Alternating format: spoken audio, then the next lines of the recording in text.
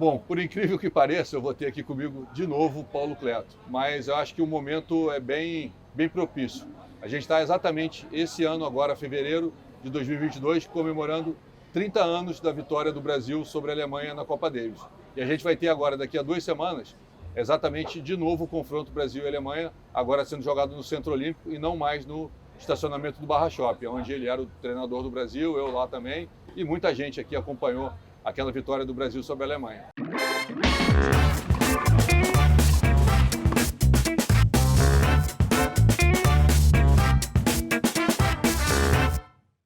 Então, Paulo, a ideia aqui é convidar você para contar a tua trajetória e, obviamente, chegar naquela vitória do Brasil. Como é que começa? Primeiro, bem-vindo, óbvio, claro, sempre bem-vindo. Como é que começa a tua história com o Copa Davis? Como é que inicia o teu primeiro confronto, primeira convocação? Como é que tudo começa? Prazer estar aqui com você, sempre. Começa em 78, quando eu estava trabalhando como técnico do Carlos Quimair e do Cássio Mota. E aí eu fui convidado pela CBT para ser o técnico em substituição ao técnico anterior. E começou, o primeiro foi em Guadalajara não, Cochabamba, na Bolívia. Começou bem. Começamos bem, ganhamos 5-0 na Cochabamba. Logo depois ganhamos do Uruguai, de quem o time anterior havia perdido. Nós ganhamos do Uruguai em Itu, São Paulo, 4-1. E dali a coisa começou a andar. Então, de 78 foi sem parar até 82. Tá, então muita coisa aconteceu. Né? Vamos sim, lá. Sim. Essa primeira convocação, você lembra o time? O time era Carlos Alberto Quimair, Cássio Mota, Ney Keller e João Soares. Tá. Lembra? Puxa aí. Total. Guadalajara foi uma bem divertida. Sendo a primeira a gente ninguém esquece. Guadalajara não, Cochabamba. Cochabamba. A primeira ninguém esquece.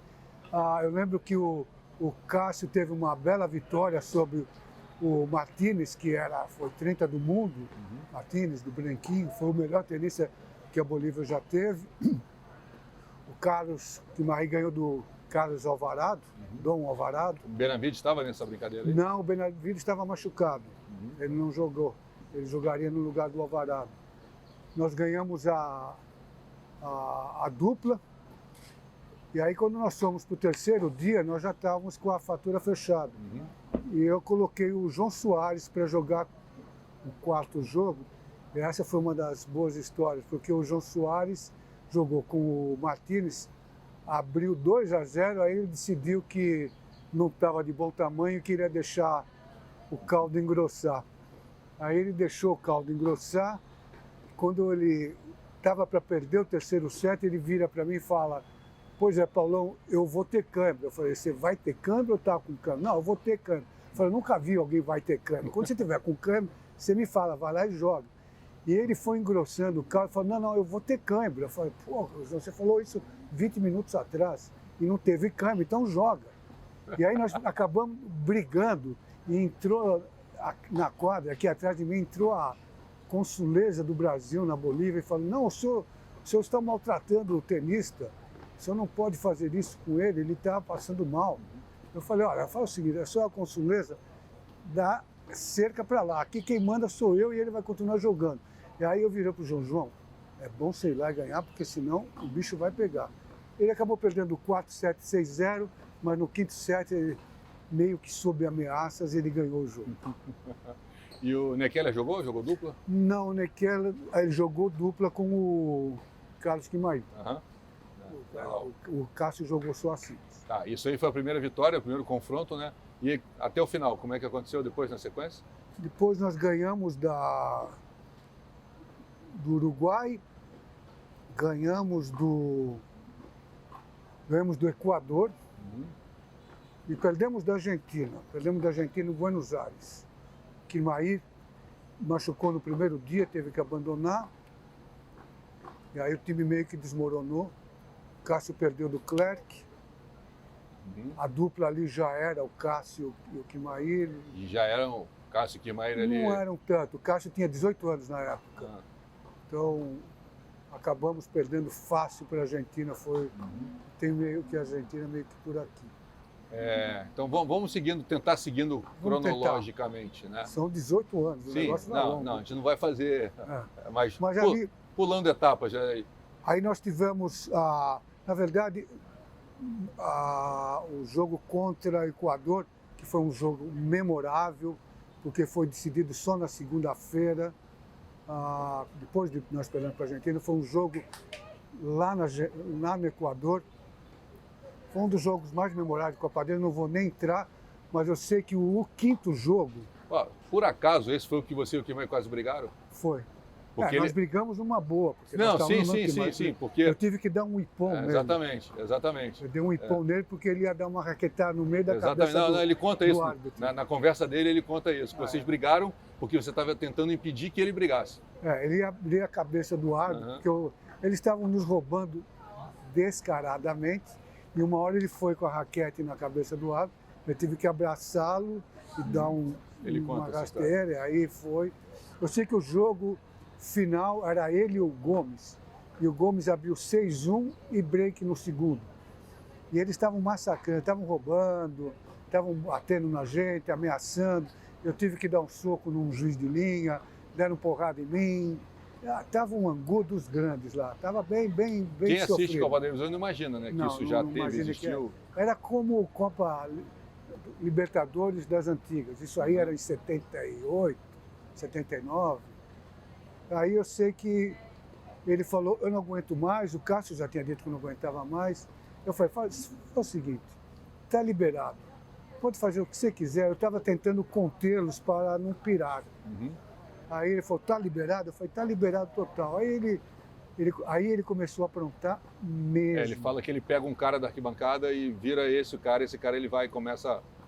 ele começou a azucrinar. Ele falava com o cara, mas ele estava falando com 4 mil pessoas. Os caras xingavam ele xingava de volta, aí ele regia, aí ele se jogava no chão, aí os caras tentavam invadir, aí ele chamava os caras para dentro da quadra. Aí chamavam ele de filho daquela coisa, aí ele regia. E num determinado momento a torcida a favor começa a fazer pressão para o Gomes, que começa a sentir. Porque ele parou o jogo, na verdade o jogo não andava mais, porque toda vez que ia se tentar jogar e ele não queria jogo, ele virava para a arquibancada e mostrava o dedo, aí os caras ficavam 3, 4 minutos xingando ele. Aí a hora que ele queria jogo, ele deixava jogar. Ele meio que acelerava e freava no tempo dele. Ao gosto dele. E o Gomes começou a reclamar. Na hora que o Gomes começou a reclamar, aí foi em 4 sets. Porque aí ele sabia que ele tinha o jogo na mão, o público na mão. Chegou uma hora que o público estava batendo palma para ele. Que gênio, né? Que gênio, impressionante. Isso foi que ano mesmo, você falou? 79? 79, eu acho. 79. E essa, por exemplo, se você colocar assim, fora do Brasil, seguramente a melhor vitória? Eu não diria que foi a melhor, mas foi uma das grandes. Porque o melhor vitória você tem vários ângulos, né, de você encarar. Porque talvez o time não seja um tão time, mas a circunstância, o momento, o local... O Carlos gosta de falar que foi ali, naquele confronto, que ele aprendeu a jogar com o público e jogar a Copa Davis. Ele fala isso. E isso foi muito marcante na carreira dele, porque ao invés de ele ficar bravo, o Carlos era como vários tenistas, ele ficava bravo quando as coisas fugiam do controle dele. Ele viu que tinha uma outra maneira de você lidar com isso ao invés de ficar bravo. Aquilo foi um divisor de águas na carreira dele como um todo. Essa geração aí foi a primeira geração com quem você convoca, trabalha? Sim. Aí depois, na sequência, qual é a próxima geração que vem? A próxima, no jogo seguinte, nós jogamos já contra o Chile, em São Paulo, em quadra rápida, quadra rapidíssima, carpete. O Tomás estava ali, ele tinha parado, o Tomás estava querendo dar os últimos suspiros na carreira dele, já tinha uns 34 anos, eu imagino. Aí nós jogamos contra o Chile, que tinha Jaime Filhol, tinha Hans Gildemeister, já tinha um timaço. E o Tomás entra, o Cássio saiu, ele estava com problemas pessoais. E nós ganhamos bem do Chile, ganhamos de 4-1 do Chile. E logo em seguida jogamos novamente no mesmo piso, no mesmo estádio, contra a Argentina de Guilherme Vilas e José Luiz Clerc, que foi o melhor time que a Argentina já teve. E foram, assim, partidas, todas as partidas jogadas em 5 sets. Eles ganharam, mas essa foi um dos melhores espetáculos que nós já tivemos em Copa Davis no Brasil. Imagine o Brasil e a Argentina, os 5 jogos em 5 sets. Para você, vamos lá, você, o treinador, o coach ali, como é que você entendeu o Copa Davis? Como é que você aprendeu fazendo Copa Davis? Né? Você não tinha uma referência, né? Você foi chamado um dia, chamou um time, convocou e você foi entendendo como é que era ser técnico em Copa Davis. Como é que você foi criando o formato daquela maneira que você achava que devia ser? A experiência. Foi fazendo uma atrás da outra e nós tínhamos um formato, que eu não vou entrar em detalhes, que não funcionava. E aí na minha cabeça, que é uma cabeça que gosta de formatar, eu comecei a formatar um formato que eu acreditava que teria mais chances, que foi sendo depurado, na verdade. E é um formato que se sustenta com poucas variações até hoje. Mesmo quem veio depois de mim já tem isso que você falou que não tinha ali. Então, eles herdaram isso. Hoje, obviamente, tendo Jaime Oncins como capitão, ele mais do que ninguém, que foi o pupilo meu, fora da Davis e dentro da Davis, ele aprendeu comigo o formato.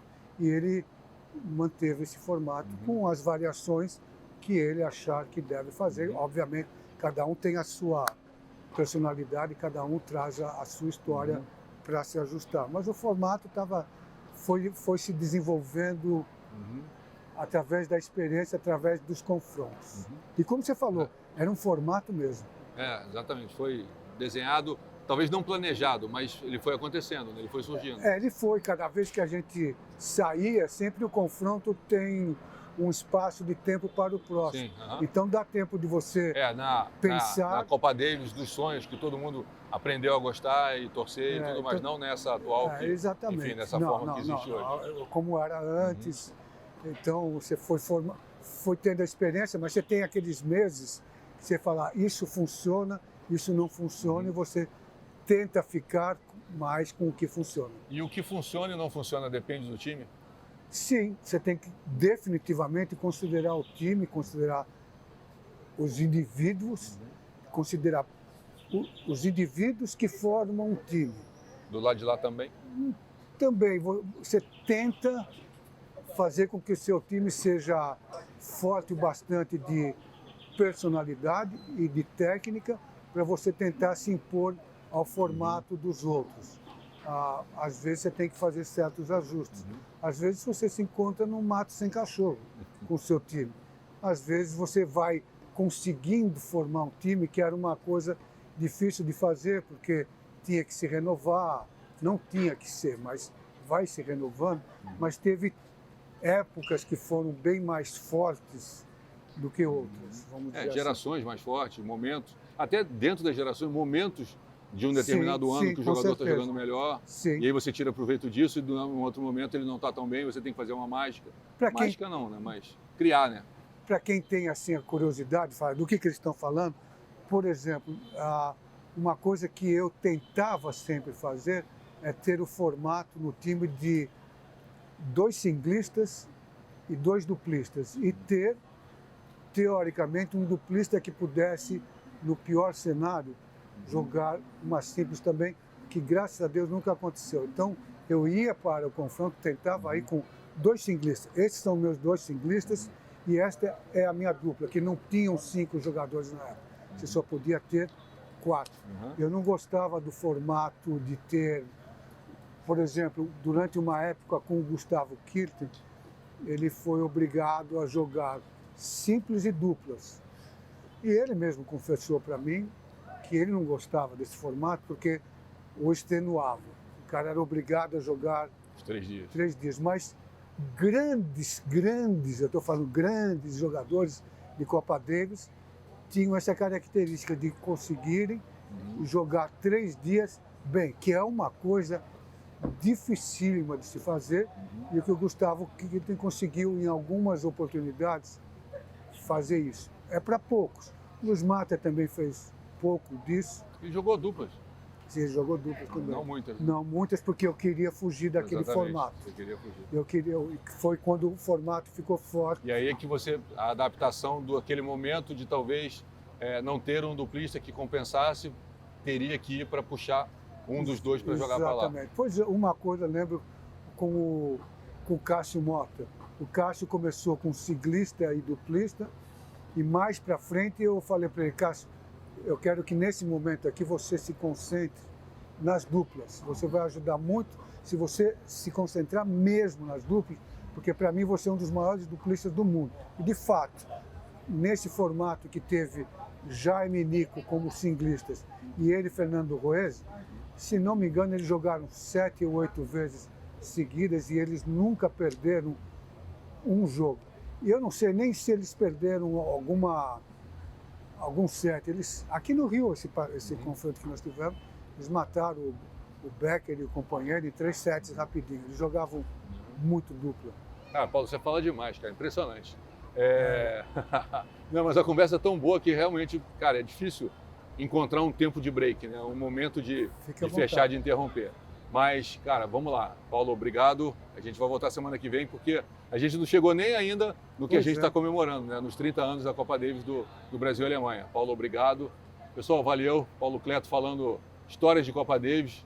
Eu não sei quantos episódios a gente vai fazer, mas vamos continuar, porque tem muito assunto para falar, tem muita Copa Davis para dizer. Obrigado, continuem compartilhando, curtindo, se inscrevendo no canal. Tchau, tchau.